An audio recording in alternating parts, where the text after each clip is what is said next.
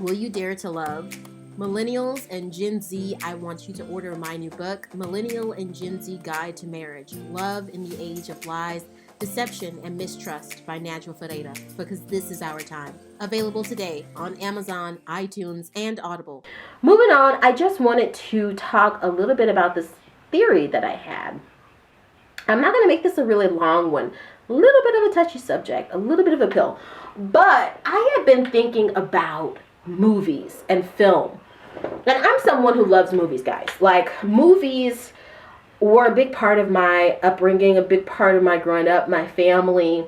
Like I said, from a really, really big, eccentric, kind of funny kind of family. My dad was a writer. He was also really into movies. My parents, they came out of those 1960s, 1970s era, where all the blaxploitation movies were the big things, Superfly and Foxy Brown and all that stuff. There was also that sort of, it's so crazy. We were just talking about Mehdi Hassan. Like, as far as media goes, it's like, my mom literally told me yesterday, she said that they used to say back in my day, tune in, turn on, drop out.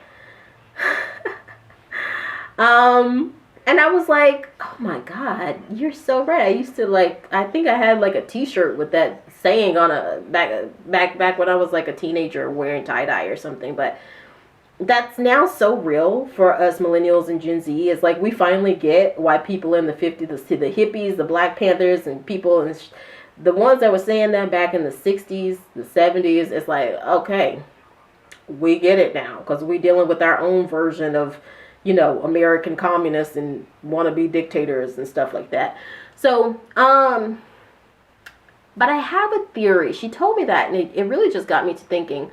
And movies were just such a big thing when I was young. We used to have all these VHSs and DVDs and Blu-rays, and our family would just literally cook dinner. We would, go outside and toss around a basketball or a football for a little while.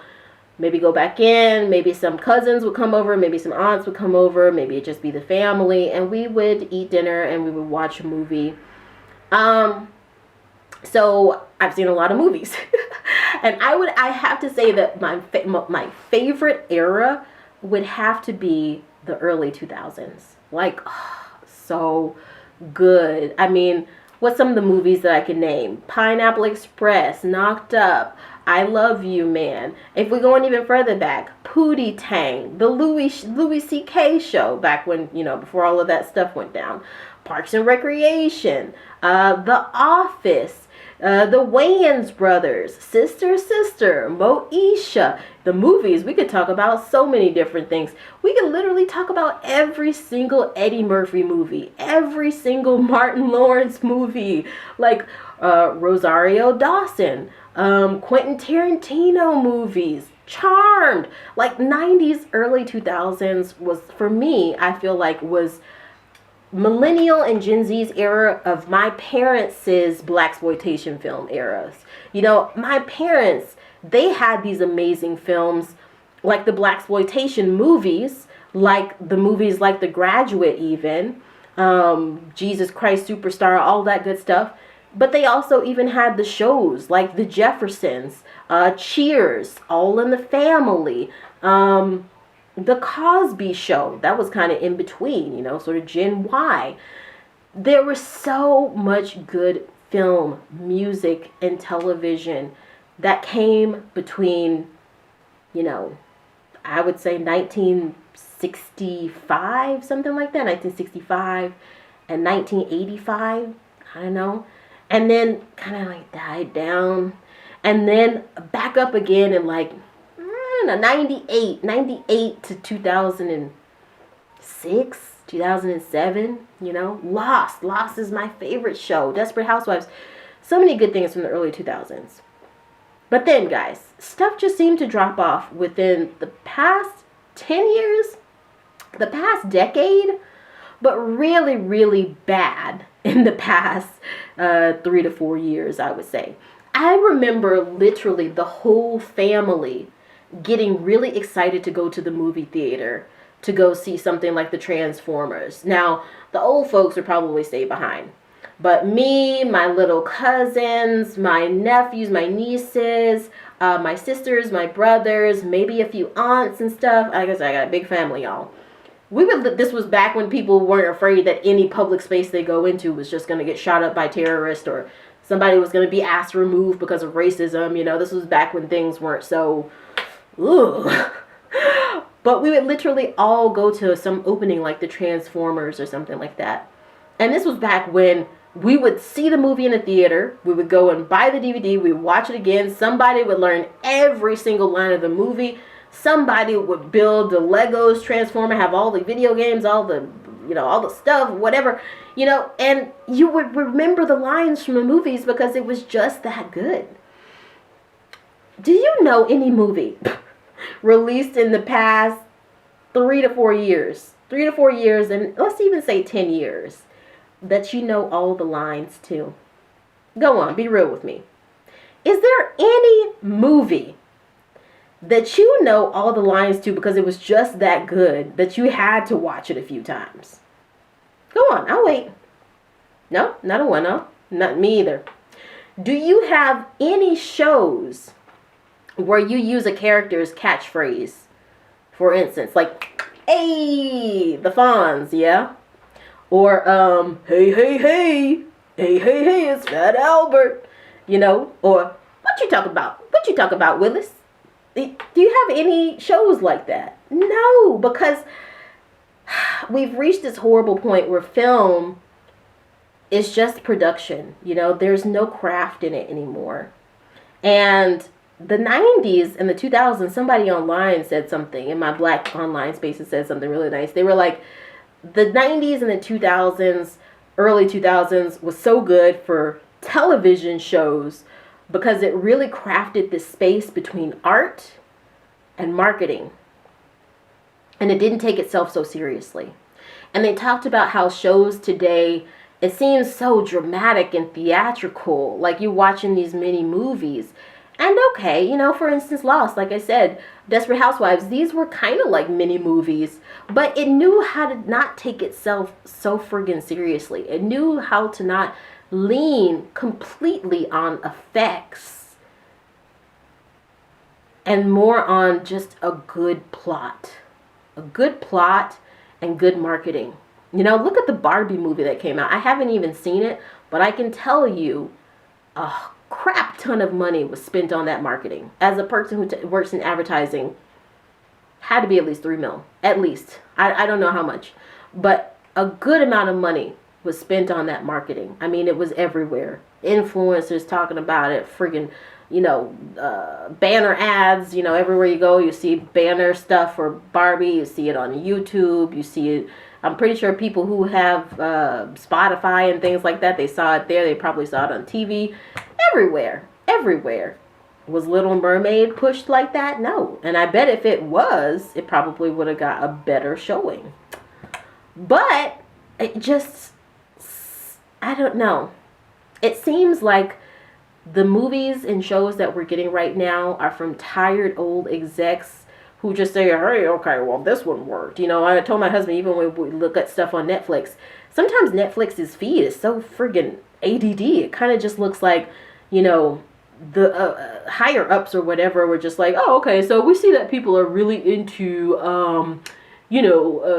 Japanese comics. So yeah, let's do something with that. Okay, yeah, cool. Oh, I'm seeing from the data that people are really into crime. So let's do a bunch of depressingly violent crime documentaries. It's just like, okay, but eventually can we get something that's got some real thought behind it?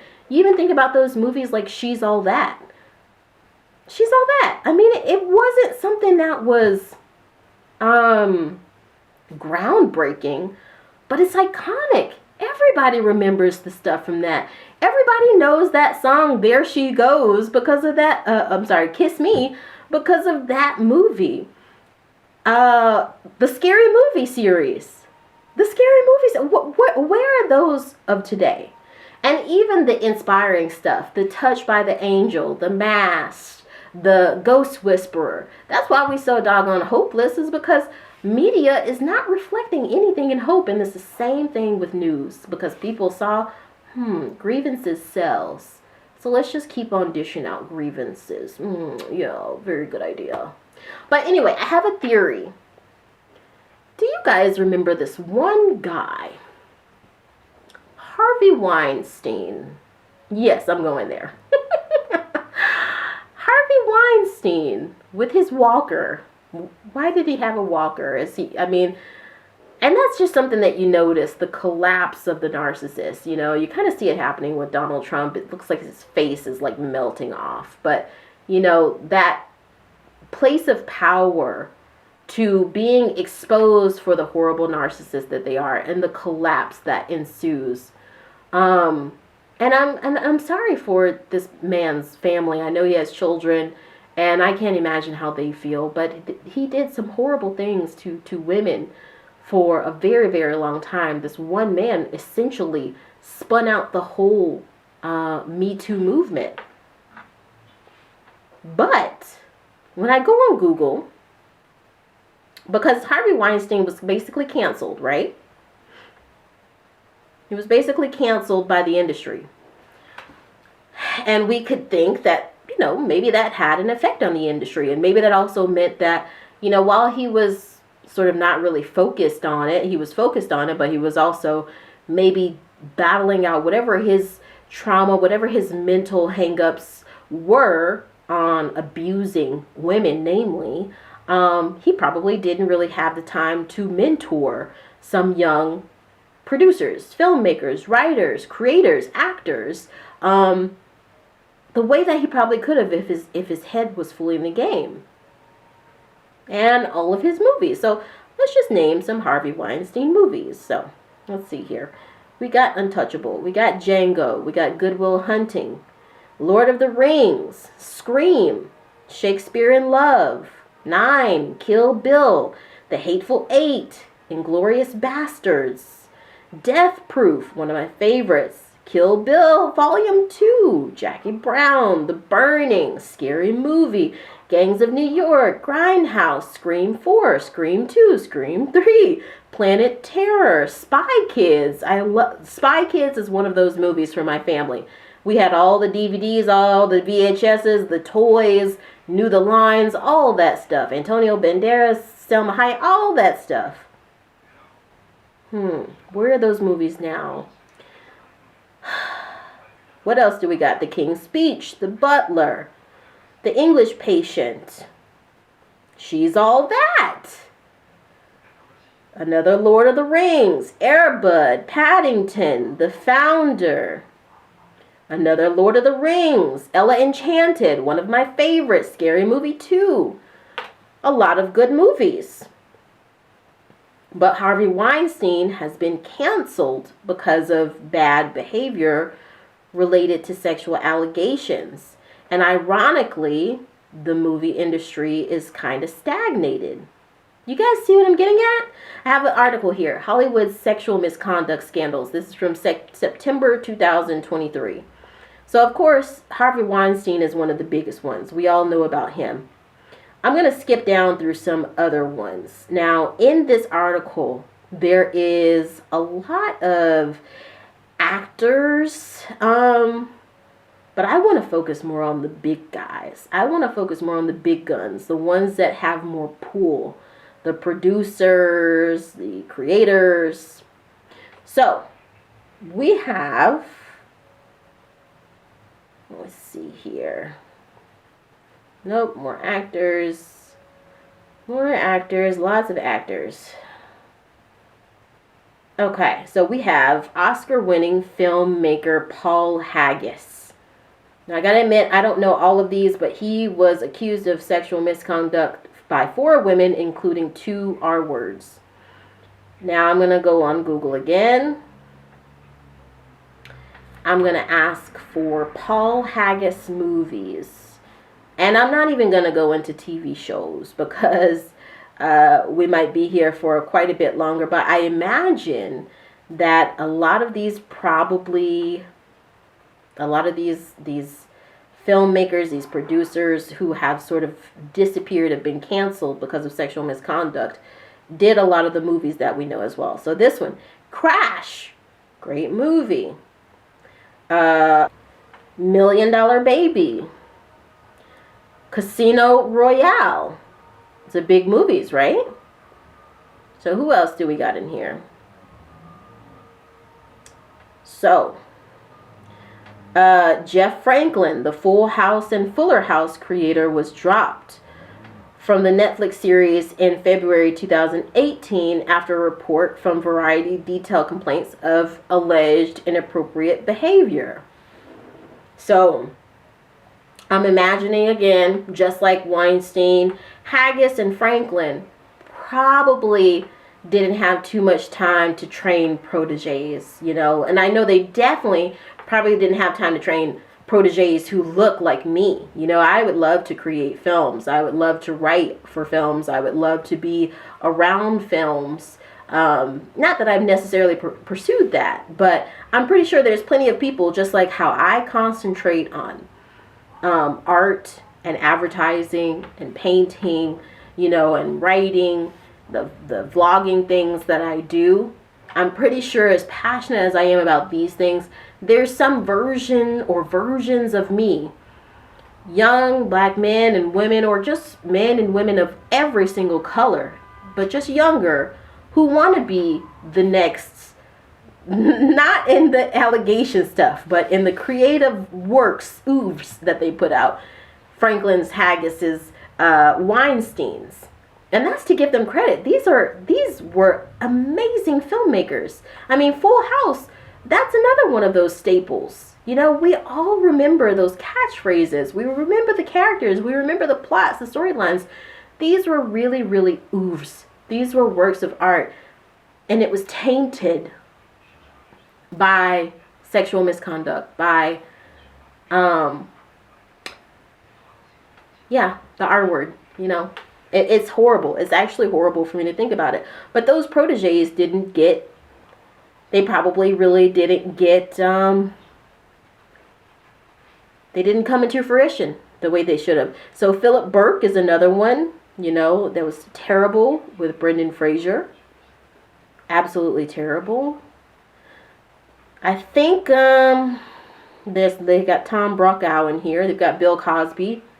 Bill Cosby, you know, The Cosby Show, I think, was known amongst the black community, the black American community, as one of the first shows that showed black people, a black family that wasn't living in the ghetto, that wasn't, you know, which that was my life. You know, my mom, my dad, my aunts, my uncles, they weren't living in the projects. Like, I didn't have a mom who was fiending for crack, or an aunt or whatever. You know, I didn't have like any people who were trapping out of the house and stuff. That wasn't my experience. So it was really weird to see that just a previous generation before me, that was all they saw on TV. They didn't really see that black people could be successful, that they could be independent, they could be autonomous.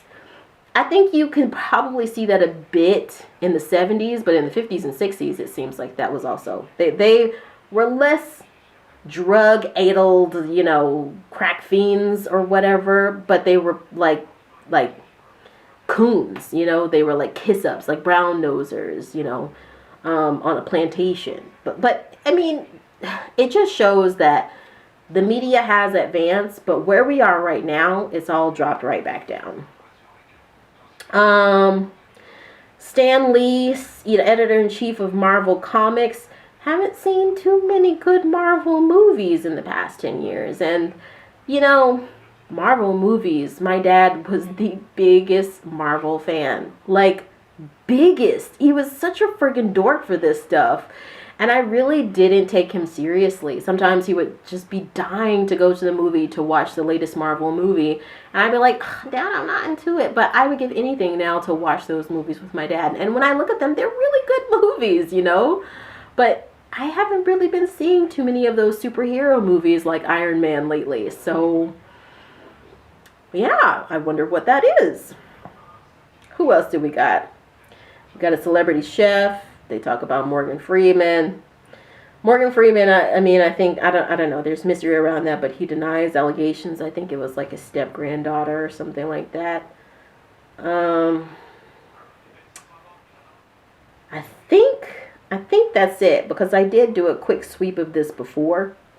They've got some news hosts in here. I think I did a quick sweep of this before, so I would know which ones were the um,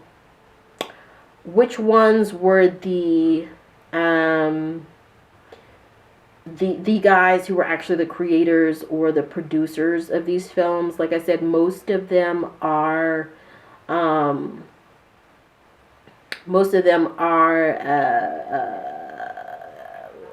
actors. So this one, there's another one in here. So Oliver Stone, and I don't really know who Oliver Stone is, but I bet if I look up his movies, I'm gonna know. I just know that I know that name because I always hear people talking about Oliver Stone movies. So let's look this one up because I'm curious to know which movies actually are his movies. Like I said, whole family is a huge movie people. So yeah, I know his movies. So we got Platoon. That's really old school. JFK, Natural Born Killers, Alexander, Wall Street, Born on the 4th of July, Nuclear Now, The Doors, Snowden, JFK Revisited, Ukraine on Fire, Scarface, Savages, Any Given Sunday, Heaven and Earth, Wall Street, Money Never Sleeps, Nixon, Salvador, Midnight Express, U-Turn, World Center, The Hand, Talk Radio, Commandant, Conan the Barbarian, Revealing Ukraine, Inyo, South of the Border, Looking for Fidel, Seizure, Year of the Dragon, Evita, Greystone Park, Persona Non Grata, Freeway, The People vs. Larry Flint, Kazakh, History of the Golden Man, The Joy Luck Club, Val, Savior, Pinkville, Mi Amigo Hugo, Platoon, another Platoon, 8 Million Ways to Die, Jim Brown, All American, South Central, Wall Street 3, Patriot Games, Last Year in Vietnam, and Blue Steel. A lot of Oliver Stone movies.